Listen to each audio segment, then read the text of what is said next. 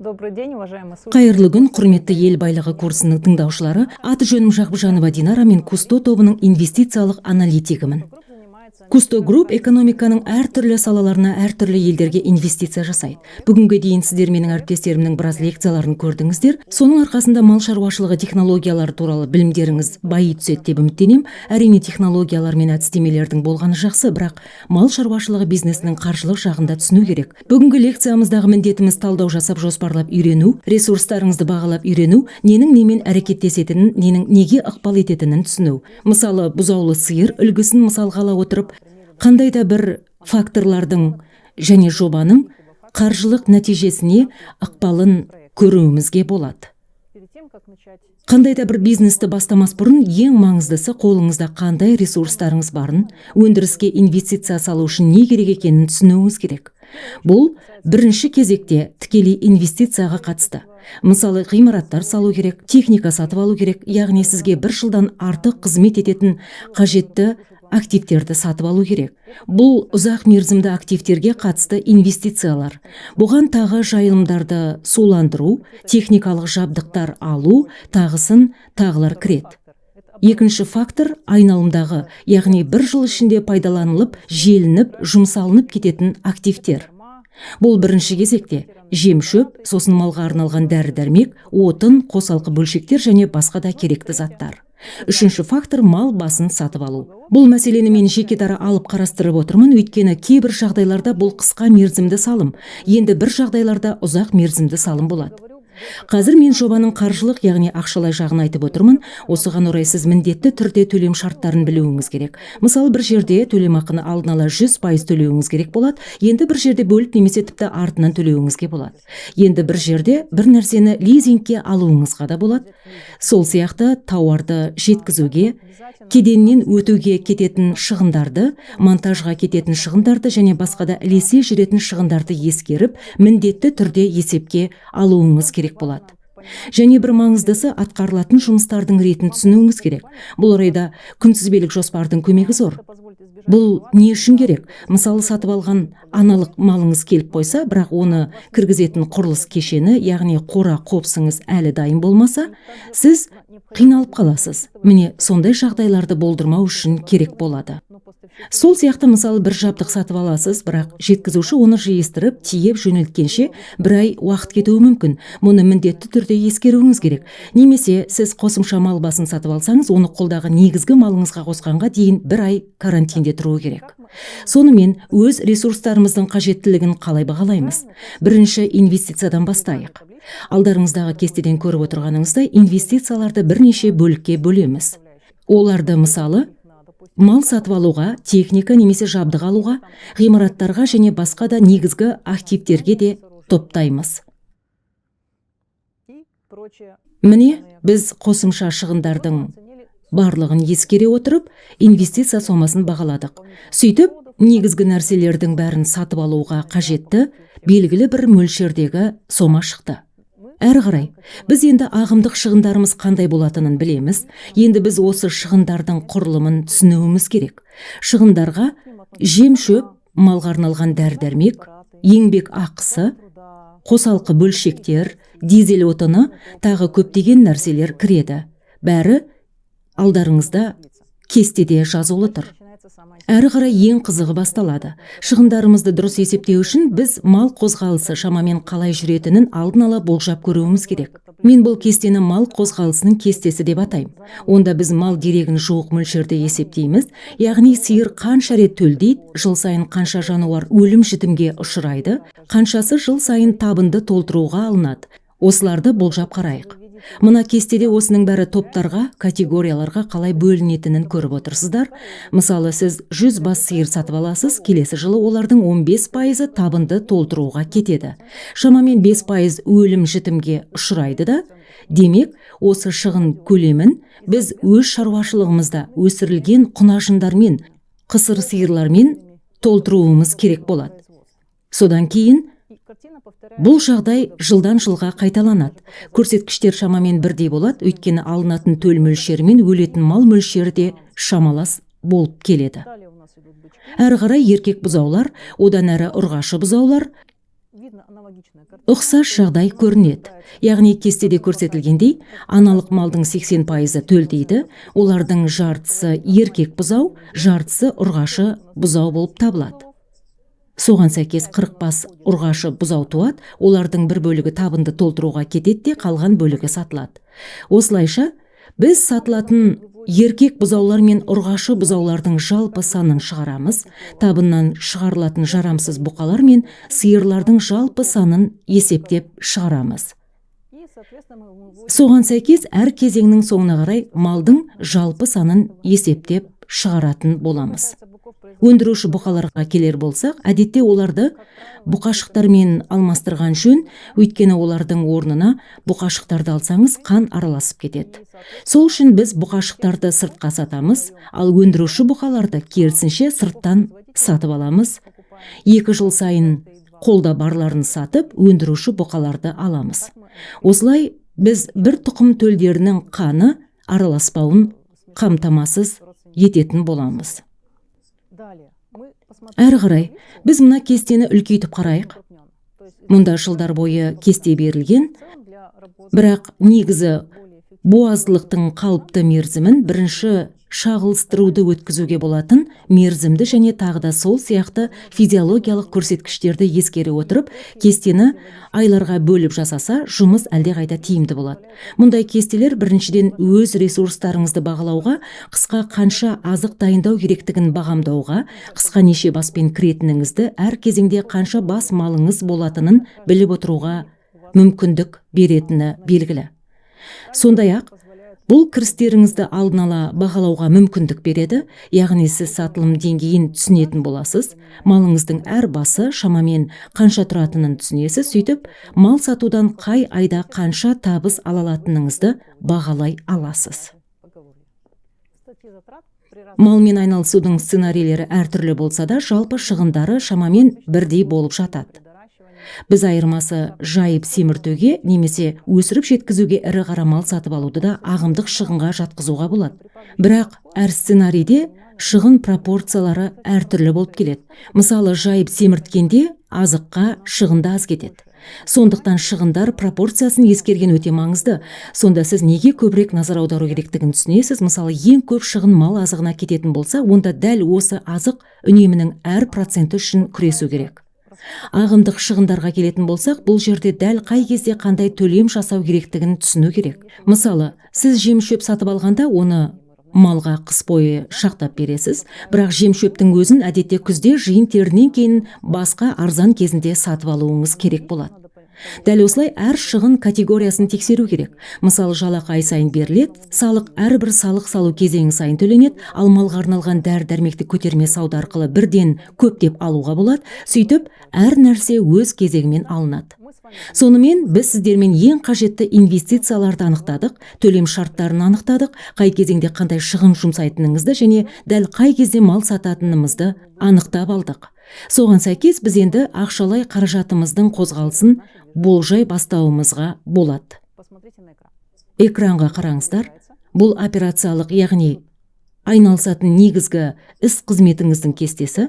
Операциялық іс қызмет түсімдерін қарайық. Мұнда бірінші кезекте мал, яғни жас бұқа, бұзау, құнажын сатудан және малдың жарамсызын шығарудан ақша түсетін болады. Сондай-ақ бұғанда басқа түсімдер, соның ішінде мемлекеттік субсидиялар да кіреді. Операциялық шығындарға келер болсақ, бұған жем-шөпке, қосалқы бөлшектерге, дизель отынына, еңбекақы төлеуге кететін және басқа да шығындар кіреді. Ал мына өндірістік шығындар, бұған әкімшілік шығындар, қаржылық шығындар, яғни проценттер бойынша шығындар кіреді. Міне енді негізгі іс қызметтен түсетін операциялық кіріс шығады, әрі қарай біз инвестициялық бөлігін толтыруға дайынбыз. Яғни инвестициялар үшін қай айда қанша төлейміз. Біз таза инвестициялық ағымға шығамыз. Бұл ретте бізде ақшалай қаражаттың қозғалысы туралы болжам есептің 3-тен 2-сі бар. Әрі қарай біз ақша көзін табуымыз керек. Ақшаны қайдан алатынымызды, бізді кім қаржыландыратынын анықтап алайық.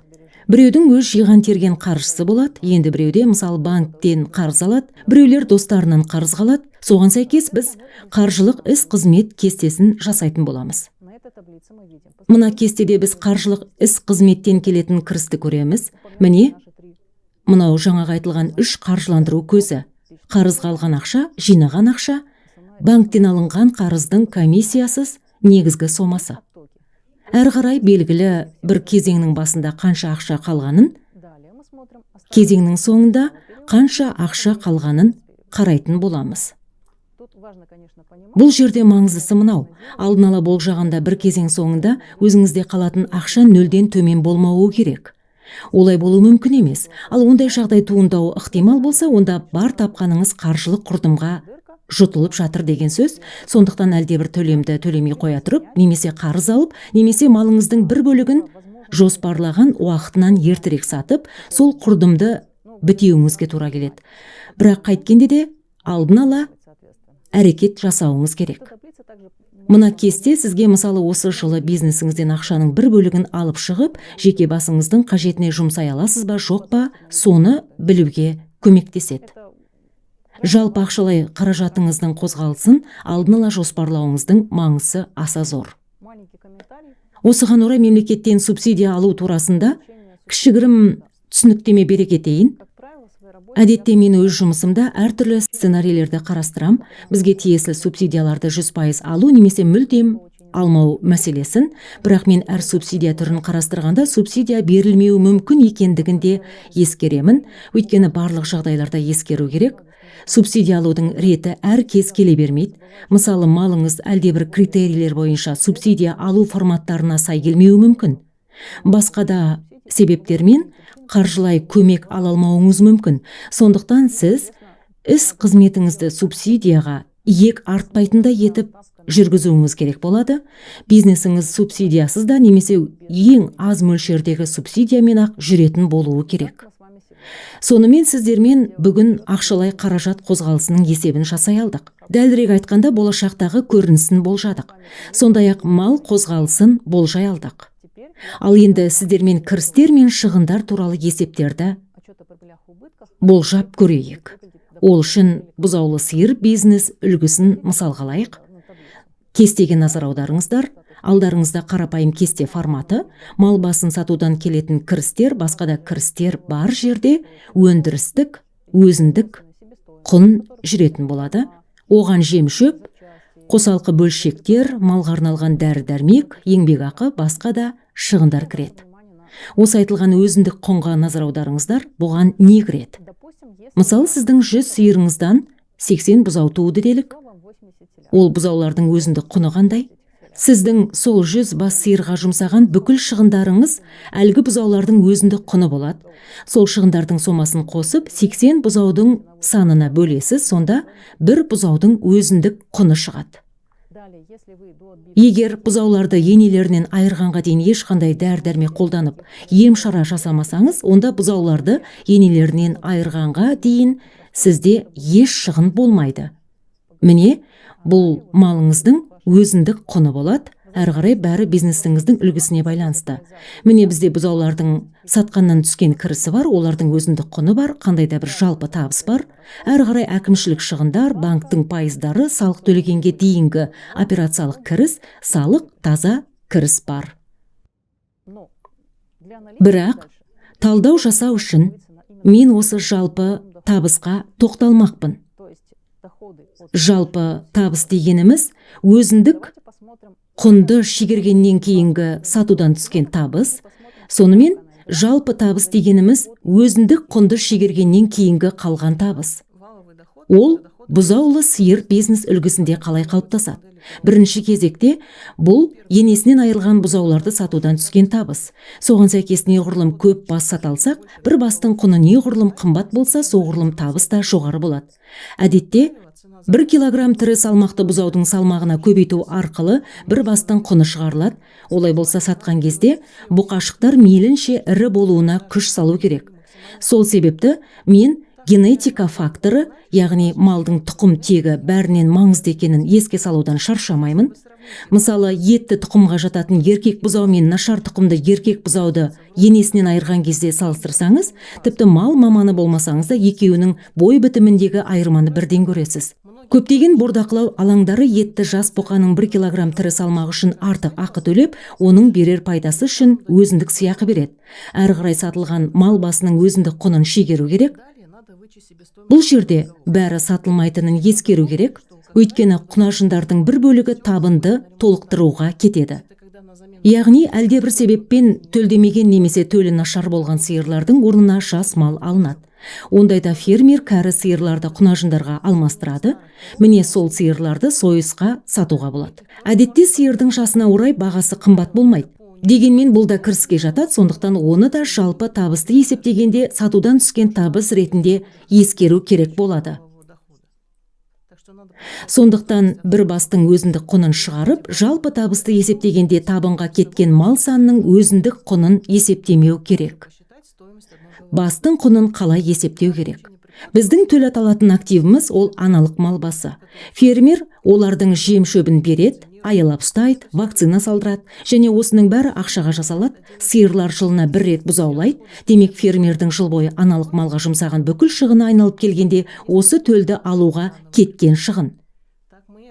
Оның өзіндік құнын осылай анықтаймыз. Бұл жерде нақты алынған төл басын ескеріп отыру керек. Мысалы, 100 сиыр төлдеп, бізге 75 бұзау берді делік. Бір жылдың ішінде осы аналық мал басына біз X теңге жұмсадық делік.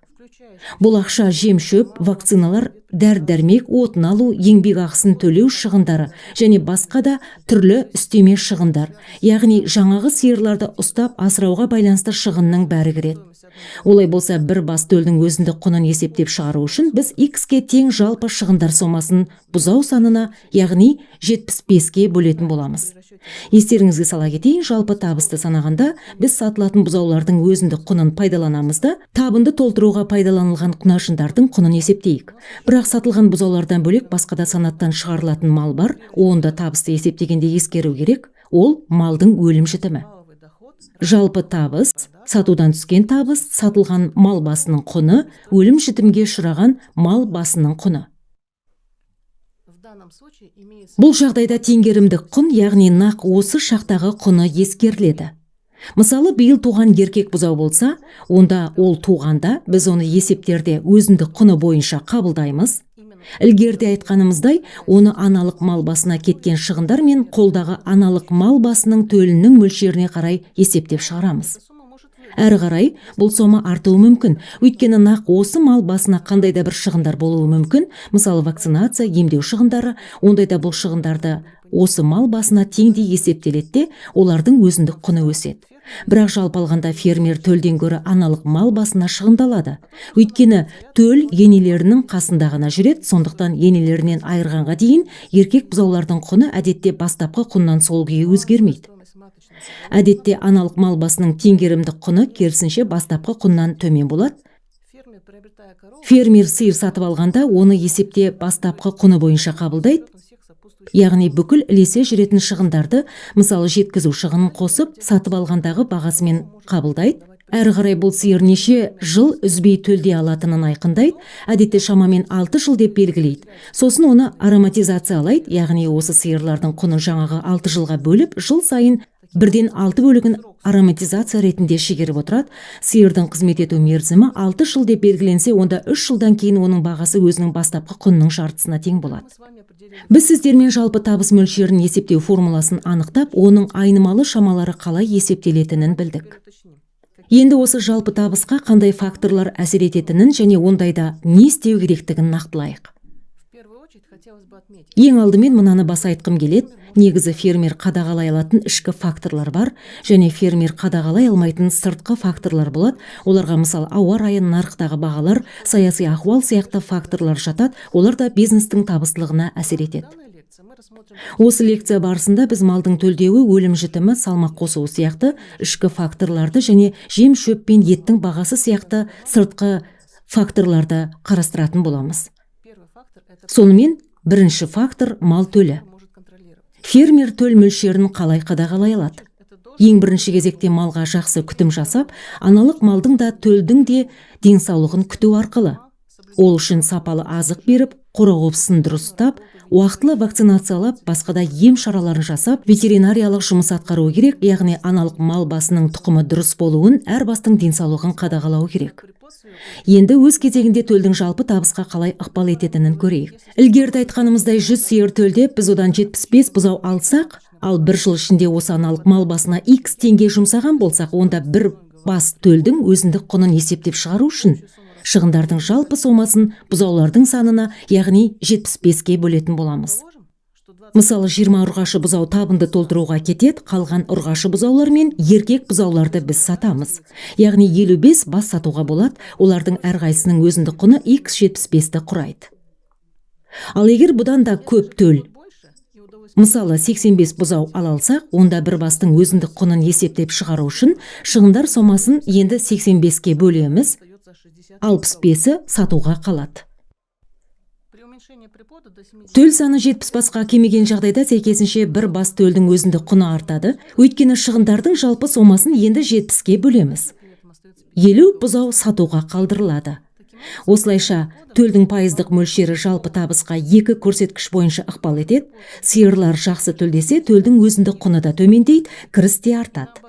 Және керісінше, төл саны неғұрлым аз болса, соғұрлым біріншіден әр бастың өзіндік құны жоғары болады, екіншіден сатуға соғұрлым аз бұзау қалады. Енді ойлап көріңіз, төл саны 65-ке азайып кетсе не болады? Онда жыл сайын 100 бас аналық мал кеткен бүкіл шығынның ауыртпалығы сол аман қалған 65 бұзауға түседі де, табыс мөлшері едәуір кемейтін болады. Бұл жерде мынаны ұмытпаған жөн. Бұзау туғызу аз, бұзау туған соң оның аман қалып сатылатын жасқа, яғни 6-8 айлық жасқа жетуіне жағдай жасау керек. Жас төлдің бойындағы жылу деңгейін бір қалыпты ұстап тұру жүйесі жетілмеген. Соның кесірінен кез келген уақытта температура жоғарылап, я төмендеп, күрт ауытқитын болса, төл шетінеуі мүмкін. Соған байланысты нақты төл өсімі деген термин бар. Бұл бір жылдың ішінде мәжбүрліктен сойылған немесе өліп қалғандарын есептеп шығарып тастағанда, қалған тірі бұзаулардың 100 бас аналық малға шаққандағы саны. Осы жерде төлдің жалпы малдың өлім жітімі мәселесі келіп шығады. Казбиев компанияларында әр мал шығыны тергеліп, себептері анықталады. Қателіктермен жұмыс жасап, келешекте бұндайға жол бермеу мақсат етіледі. Сол үшін өлген малдың денесі жарылып, суретке түсіріледі, ауру белгілері тіркеледі, комиссия диагнозын анықтайды, өлікті жою тәсілімен дерегі құжатталады. Егер мал өлім жітімге ұшырайтын болса, онда жалпы табысты есептегенде сатудан түскен табыстан сатылған малдың өзіндік құнын ғана емес, өкінішке орай, өлген бұзаулардың да аналық мал басының да өзіндік құнын шегереміз, сондықтан бұл фактор жалпы табыс мөлшеріне тікелей әсер етеді. Мысалы, аналық мал басы шығын болса, бір бас сиырдың құны бұзаудың құнынан артығырақ болғандықтан шығында көбірек болады. Оған қоса жалпы табын мөлшері қысқарып, келешекте өндіріс көлемі де азаяды деген сөз. Ал егер өлім жітімнен бұзау басы кемсе, онда ол бұзаулардың өзіндік құны шығындар есебінде бар да, кірістер есебінде жоқ, сондықтан бұның әсері басқаша. Жайып семірту немесе бұзау жемдеу үлкен үлгілерінде де шығын әртүрлі болуы мүмкін. Мысалы, жаңа ғана сатып алған жас бұқадан айырылу бір бөлек, әбден семіртілген бұқаны да дәл сатарда жоғалту мүлде бөлек шығын. Өйткені оған көп күш жігер, уақыт, азық жұмсалады. Енді оның өзіндік құнын шығын ретінде есептеуге тура келеді. Біз ішкі екі фактордың жалпы табысқа әсерін қарастырдық, енді үшінші фактор салмақ өсімін қарастырайық. Бұл жайып семіру, өсіріп жетілдіру немесе үлкен алаңда бордақылау болсын. Осы түрлі семірту сценарийіне қатысты мәселе. Бұзаулы сиыр үлгісі бойынша бизнеспен айналысқанда, малыңыздың басы алынған төлдің есебінен көбейеді, сіз бұзауларды енесінен айырғаннан кейін оларды сатасыз. Ал семірту үлгілерінің бәрінде қолдағы мал басы салмақ өсімінің есебінен көбейеді, және осы қосымша тірі салмақтың құны нарықтағы бағасынан төмен болуы керек. Енесінен айырған бұзауларды жемдеу кәсібінде арзан азықтың арқасында салмақ өсімінің құны төмен болады. Жайып семірткенде жем шөпке онша шығындалмайсыз. Ал бордақылау алаңдарында процестердің ауқымын ұлғайтып, оңтайландыру есебінен шығындар төмендетіледі. Ал табыс кіріс малдың салмақ өсіміне байланысты. Мысалы, негізгі сценарий аясында алсақ, өлім жітім мөлшері 5%, ал тәуліктік салмақ өсімі 1 килограмм. Бұл біздің негізгі базалық сценарийіміз. Ал енді тәуліктік салмақ өсімін өзгертейік.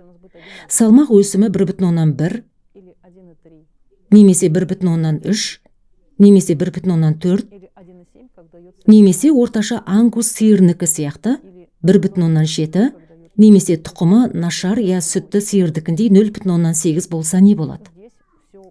Бұл жерде бәрі де осы көрсеткіштерге байланысты, сондықтан бұл назар аударарлық маңызды мәселе болып табылады.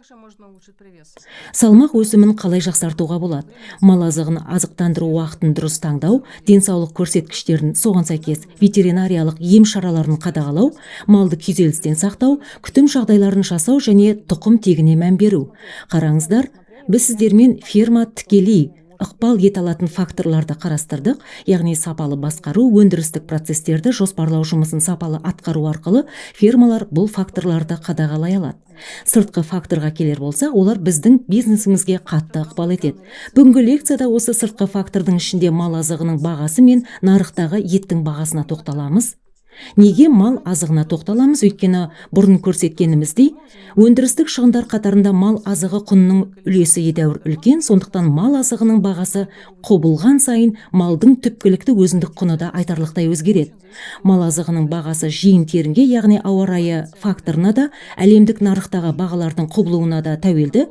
Сондай-ақ қандай да бір дәнді елге әкелуге немесе елден шығаруға тыйым салу түрлі квоталар, кеден салығы сияқты саяси шешімге де тәуелді. Көп жағдайда соңғы нәтижеге жоспарланған көрсеткіштерден белгілі бір мөлшерде ерекшеленеді. Бұндайда фермер қаржылық нәтижеге қандай жағдайлар әсер еткенін, ауытқушылық не себепті туындағанын түсінгені маңызды. Ол үшін әр кезеңнің нәтижелері бойынша біз қарастырған жайттардың қайсысы кіріс, қайсысы шығын әкелінгенін талдап, олардың әрқайсының ақшаға шаққандағы әсері дәрежесін бағалауы керек. Бұл факторлық талдау деп аталады. Оның мәні ауытқушылықтардың жалпы сомасын құрамдас бөліктерге бөліп, осы шыққан ауытқушылықтар сомасының әрқайсысына ықпал еткен айнымалыларды анықтау. Сол сияқты айтпай кетуге болмайтын тағы бір маңызды фактор еттің бағасы. Соңғы 5 жылда сиыр етінің орташа бағасы 2 есе дерлік артты. Осы ет бағаларының құбылуы осы саладағы жағдайлардың да өзгеруіне ықпал етеді. Өз кезегінде еттің құнына жем-шөптің қымбаттауы және басқа да фактор ықпал етеді, бірақ ет әлеуметтік маңызды өнімдерге жататындықтан, оның бағасы да мемлекеттің қатаң бақылауында болады. Сондықтан бұл жерде бәрі бір-бірімен өте тығыз байланысты. Шын мәнінде жыл сайын жағдай өзгеріп отырады. Мысалы, бір жыл жем-шөптің бағасы қымбат, еттің бағасы арзан болады. Бұл мал шаруашылығы үшін өте қиын жағдай.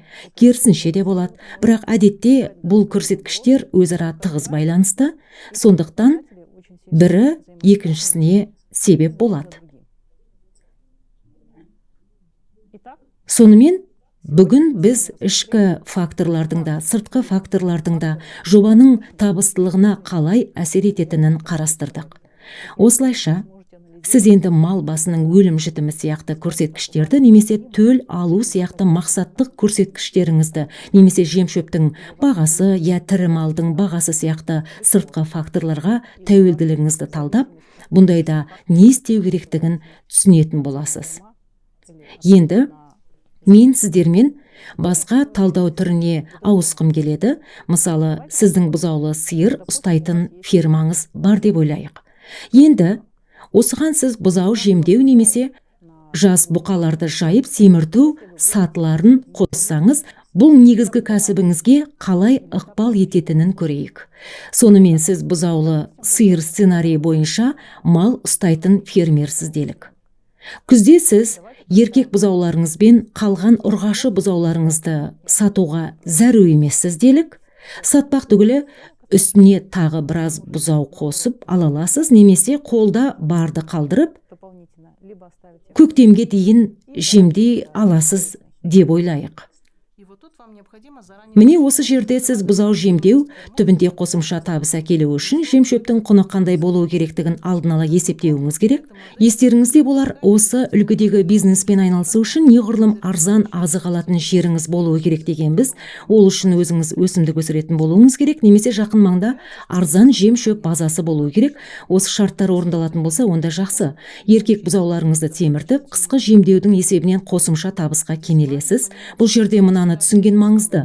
Бұзаудың салмағына қосылатын әр килограммның өзіндік құны 1 килограмм тірі салмақтың құнынан төмен болуы керек.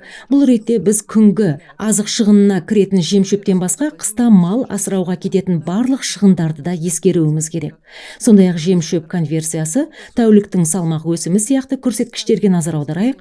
Сондай-ақ негізгі бұзаулы сиыр сценарийінен гөрі әлдеқайда көп малды қыста асырауға қажетті активтеріңіздің бар жоғын тексеріп, өз мүмкіндіктеріңізді шынайы бағалағаныңыз жөн. Бұқаларды жайып семіртуге келер болсақ, мұнда арнайы қора-қопсы мәселесі оңай шешіледі, өйткені жайылымыңыз бар, артық шығын бола қоймауы керек. Алайда мұның да өз кілтипаны бар. Мысалы, жайылымыңыз шұрайлы болуы керек, өйткені 1 гектарға түсетін салмақ мөлшері артады. Оған қоса жас бұқаларды ұрғашы бұзаулар мен сиырлардан бөлектеп қосымша ветеринариялық шаралар жүргізу керек. Жалпы алғанда, бұзаулы сиыр үлгісіндегі фермаңыз бар болса, оған жас бұқаларды жайып семірту үлгісін қосу идеясын қарастыруға әбден болады. Тек алдын ала талдау жасап барып, шешім қабылдау керек. Салмақ өсімі қосылған әр килограммның өзіндік құны шамамен қанша болатынын есептеп, осы деректерді күтілетін 1 килограмм тірі салмақ бағасымен салыстырып, сондай-ақ шығындарды жабатын ақшасыз қалмас үшін ақша ағынын болжау керек. Бұл жерде өсіріп жетілдіру жемдеуден кейін болу керек деген сөз емес. Дәстүрлі сиырлы бұзау үлгісін қалдырып, күзде жас бұқаларды сатып, көктемде қайтадан жайып семіртуге мал алуға болады. Бірақ фермер осы 3 сценарийді үлестіріп жұмыс істеуі әбден мүмкін. Сонда сіз осы 3 сценарийдің бәрінен табыс таба аласыз. Осылайша сіз қандай жағдайда еркек бұзауларды өзіңізге қалдыра алатыныңызды жоспарлай аласыз. Мысалы, ортасындағы бұзау жемдеу сценарийін алып тастап, өзіңізге тек бұзаулы сиырларды қалдыруыңызға болады. Ең бастысы, жайылымыңыз бар. Сондықтан да көктемде бірер бас сатып алып, оны жайып семіртіп, содан кейін күзде сатуыңызға болады. Бұндай жоспарлау сізге жағдайға икемделіп, қандай да бір сценарийлерді алдын ала қарастырып, талдап, есептеп, нақты цифрлар негізінде ойлы, салмақты шешім қабылдауға көмектеседі. Сонымен, бүгін біз сіздермен ақша қозғалысын болжап, мал қозғалысын болжап, бизнестің табыстылығын талдап үйрендік, табыс көлемінің әртүрлі ішкі және сыртқы факторларға қаншалықты байланысты екенін көрдік. Сонымен қатар, қаржылық есептердің негізінде алдын ала ойластырып, дәл бүгінгі сәтте өзімізге қолайлы бизнес үлгісімен айналысатын кәсіп сценарийін таңдап үйрендік. Осының бәрі не үшін керек екенін тағы да естеріңізге салайын. Егер сіз бүкіл ресурстарыңызды алдын ала есептемесеңіз, онда жем-шөп сатып алуға немесе банктың қарызын төлеуге қаражатыңыз жетпей қалуы мүмкін. Қандай да бір активтерді сатып алуға қаражатыңыз жетпей, қора-қопсы, үй-жай сала алмауыңыз да мүмкін. Немесе тек А сценариймен айналысып, Б және С сценарийлерін қоспағандықтан әлдеқайда көп пайдадан айырылып қалуыңыз мүмкін. Сондықтан әрқашан алдын ала жоспарлау керек. Оған қоса, осы кәсіппен айналысқан уақыттың бәрінде жоспарыңыздың несі орындалып жатқанын салыстырып, бүгінгі жағдайда сол жоспарыңызды түзеп, жаңарған деректерді болжап отыруыңыз керек. Жоспарлаудың, болжам жасаудың, талдаудың маңыздылығы өте аса зор. Өйткені бұл өз ресурстарыңызды дұрыс бағалап, қандай қауіпті жайттар күтетінін түсінуге мүмкіндік беретін құрал. Және сол қауіпті жайттарға ықпал етуге көмектесетін тетіктерді белгілегеннің маңызы өте зор. Өзіңізге әсер ететін сыртқы факторларды біліп, әлде бір сырт мүмкіндікті пайдаланып, олардың қаупін азайтып, табысыңызды ұлғайтудың амалын жасай білуіңіз керек. Сондықтан бұл ісіңіздің өнімділігін, бизнесіңіздің табыстылығын арттырудың тиімді құралы болып табылады. Біздің бүкіл ел байлығы курсымыз Қазақстанда сондай өнімді, тиімді және өркендеген фермерлер неғұрлым көп болуына бағытталған. Сондықтан сіздерге мол табыс тілейміз.